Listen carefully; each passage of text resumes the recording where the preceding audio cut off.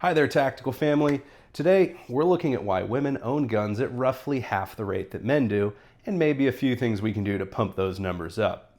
Now, female firearms ownership is on the rise, and that's a trend I'd like to see continue, especially as the father of 3 daughters. When researchers look at why men own guns at twice the rate that women do, they expect to find something about men. Risk tolerance, aggression, testosterone, or whatever. And sure, there's probably a little of that in there. But when you split everybody up by one variable, did you shoot growing up, yes or no, the gap between men and women narrows dramatically. And whose fault is that? Honestly, most of us didn't start it. We inherited it.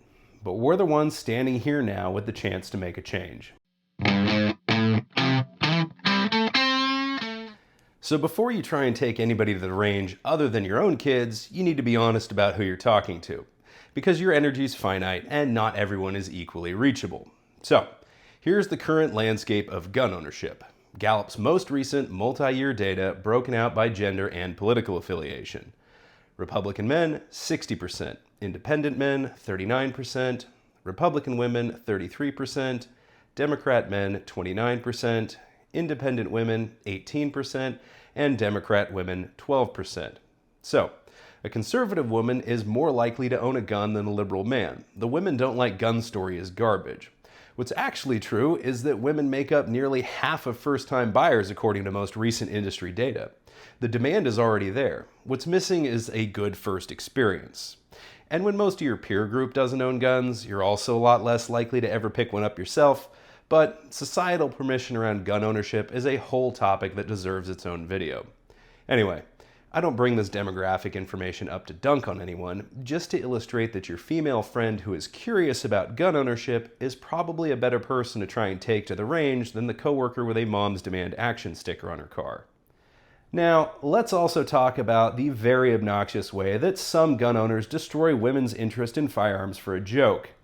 Guy takes his wife or girlfriend or his teenage daughter to the range for the first time and then proceeds to hand this inexperienced shooter a pistol-grip 12-gauge shotgun loaded with Magnum buckshot, or some revolver chambered in a caliber suitable for stopping a charging rhinoceros. As you can imagine, the result of doing this isn't going to be a particularly positive introduction to firearms. Real recoil test, like does it come back and bonk me in the face? Ow. And it's really not a nice thing to do to your guy friends who aren't experienced shooters either. The other mistake that often gets made is over-explaining everything. When someone is shooting for the first time, the intricacies of the Browning tilting barrel action or the virtues of direct impingement rifles and the comparison of long stroke versus short stroke piston systems don't matter.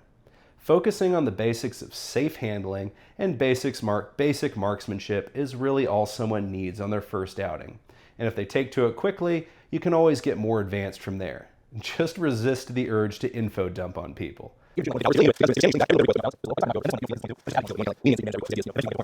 I know I'm occasionally very guilty of that. Also, if you can avoid taking someone to a crowded indoor range for their very first time, do it. Yes, sometimes that's our only option, but my wife still remembers the time I dragged her to an indoor range and we wound up in the lane next to a guy with a .44 Magnum Desert Eagle and a bucket of ammo. She was definitely not a fan of that.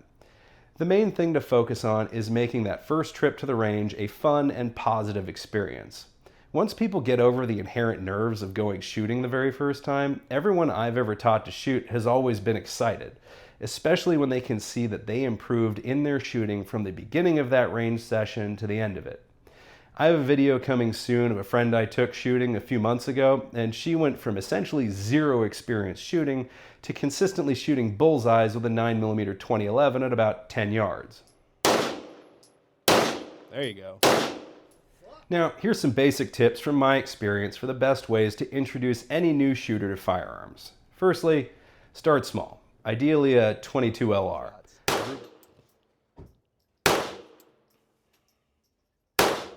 A Ruger Mark IV, a 10-22, a nice little rimfire revolver, whatever you've got. Low recoil, low noise, dirt cheap ammo, and forgiving for less than optimal technique. Also, if you've got a red dot on that gun, I have found that those are a huge confidence builder for new shooters. I know some people are going to say that everyone should learn iron sights first, and yes, everyone should know how to shoot irons. But we're talking about getting a new shooter interested and feeling good about shooting. A red dot means all you have to focus on with them is fighting that tendency of newer and less experienced shooters to flinch when they're pulling the trigger. Also, if you can, you should use some kind of reactive targets. Steel, can, balloons, even those shoot and see paper targets where you can see you hit it because the paint comes off and you get a little bright green or orange indication. Really, you just want something that gives you that immediate positive feedback. Secondly, go shoot on private land if you can. National forest or public land if you have that nearby, or a quiet outdoor range when it isn't packed. Sitting next to someone shooting their brand new 300 PRC with a massive break on it is about as much fun as being next to someone at an indoor range practicing with their 12 gauge. Anyway, the ideal scenario is open air, space, no audience. Definitely bring electronic earmuffs that actually fit so you can talk in normal volume instead of yelling over gunfire. iPro that fits properly is a must too. I mean, trying to learn a new skill that can be intimidating is much easier when you're comfortable. Thirdly, be conscious of the guns you bring to the range. I know I mentioned starting with a .22, but what about when we get up to proper firearms? You want to consider the grip size, being able to reach the trigger, how stout the recoil spring is, and how hard it is to run the action. All that matters to a new shooter. Some of this stuff can be overcome by technique, sure, but sometimes physical limitations with hand size or grip strength just make certain guns harder or unpleasant to use. For instance, I wouldn't hand the Rick Special here to someone who wears an extra small glove size. Para-ordnance frames are notorious for being a bit like gripping a brick, and that's going to put the trigger in an unreachable or uncomfortable spot. Fourth, once you've explained the 4 basic rules of gun safety, step back and let them shoot. Resist the urge to coach every single shot. Though, if they're starting to develop the habit of flinching, you'll want to let them know why their shots keep going low and left, as well as how to correct it.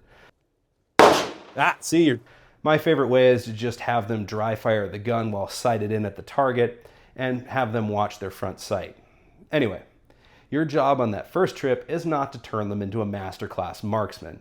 Your job is to plant one idea in their head. I want to do that again. That's the only thing that matters. Everything else you can teach them later once they're hooked. Now let me talk to the other girl dads directly. Remember the opening number. The entire gap mostly traces back to childhood exposure, which means the most powerful thing any of us can do for female gun ownership isn't converting grown women at all. It's making sure we take our daughters shooting. For generations, mostly sons got brought along on hunting trips and outings to the range. The family firearms were almost always handed down to the eldest son. And every one of those girls who was left out grew into a woman whose predominant frame of reference for firearms is the news telling her that they're scary.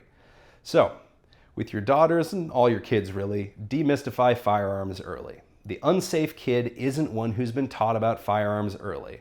It's the ignorant kid who's been forbidden. Curiosity without competence is what gets kids hurt. Make the gun a fact of life, something to be respected and known instead of forbidden and fascinating. Also, I mentioned this earlier, but keep the guns age appropriate when you take them shooting. A 6-year-old doesn't need to shoot your Smith & Wesson 500 Magnum. I thought that was going to be way worse. It's got a hair trigger. Most importantly, make it a thing you do together. Our kids remember these sort of bonding moments over shared activities more than anything else. You're not just teaching a skill, you're handing her a lifetime of knowing she can take care of herself, and that's one of the best gifts a father can give. So take your daughters shooting.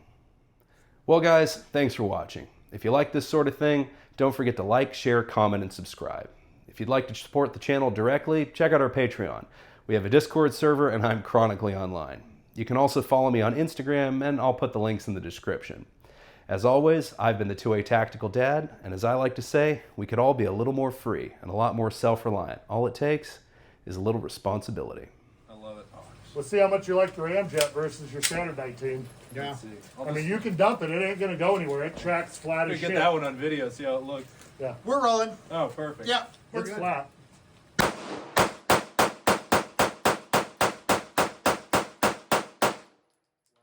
didn't lose track of the dot at all. Nope. And you were I mean, the worst one you did, you pushed about a ½ inch left, but most of them just hammered right above the bullseye. Just put a bigger hole in the wood Yeah. in the target. By the way, I did find some staples in the good. bottom of the bag. Oh, I got a pile of staples if we're out. Oh yeah, no, we went here and we had just the long ones. Wow, that is like as the slide New was, handgun unlocked. yeah, as the slide was reciprocating, like I didn't lose Yeah, the that's dot in the another window at all.